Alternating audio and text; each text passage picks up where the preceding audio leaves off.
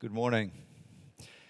It's very nice to be here in Vilnius. I have had the pleasure to be here a number of times, and every time I'm amazed in all the Baltic countries to see the pace of development. When we're looking at the situation today, I think that the number of issues that we're dealing with today are, of course, of tremendous nature. And you can ask yourself how you're going to be able to steer the course and to make your business's development and your business thinking going in the right direction in the era like this. I'm not going to jump into all of these situations. I think that as a bank, we probably have to deal with this on a continuous basis on part of our customers and of the business that we do. But I think we should perhaps think about to stay away from getting bogged down in all these problems the whole time, because at the end of the day, you have to stay on course, the true north of your values and what you're trying to produce, and you have to deal with the problems as they come up. I mean, whatever era that we go into, I think, of this planet's history, every generation had to deal with their problems. Some sort of a problem, some sort of a challenge. And if you put the mind to it, I think that we really, really can go through most of the situations as long as you stay to the long-term strategy of what you have. Nevertheless, I do believe that there are a number of questions that we have to take a look on, both on the challenging side, at least from my point of view, that are haunting us at this point in time. The first of all, I think, is a matter about confidence.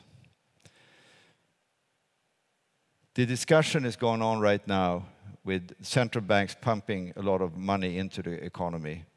I think this is a way of thinking from central bankers that they hope that more liquidity will help us in developing more business going forward. I'm not sure that that is the only way forward. I think the big question is, of course, how to deal with the confidence question of investing into the future.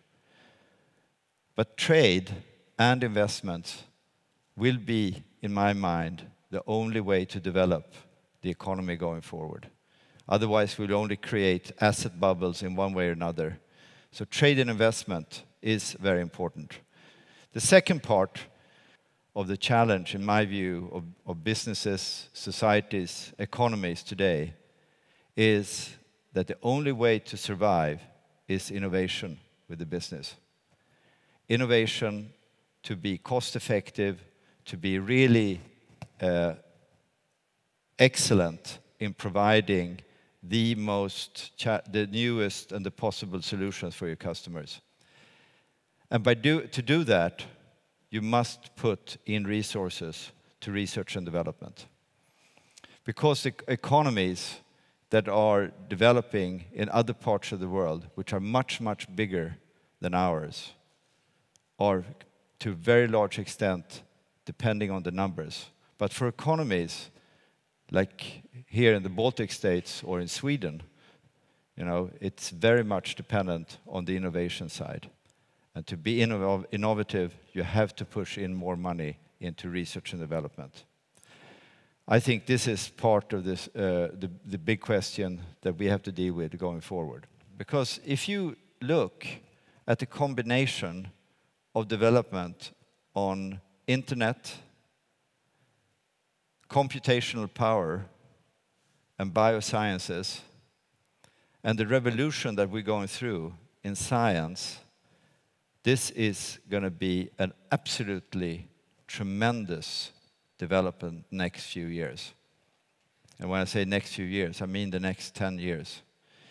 And it's going to impact all our businesses. The innovation aspect of what we see on the customer's business and what we see as a family going forward is perhaps the number one issue. And I sometimes wonder if we're pushing enough into this space.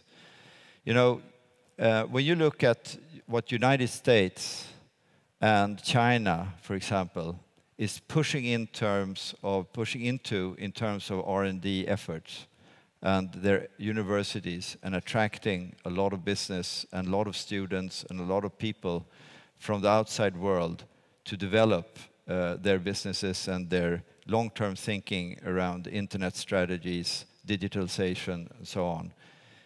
I think we have to be really, really vigilant and very quick on our feet to be able to counter that going forward. The second question is, of course, resilience. I don't have to talk to you guys about resilience. You have a long history of resilience.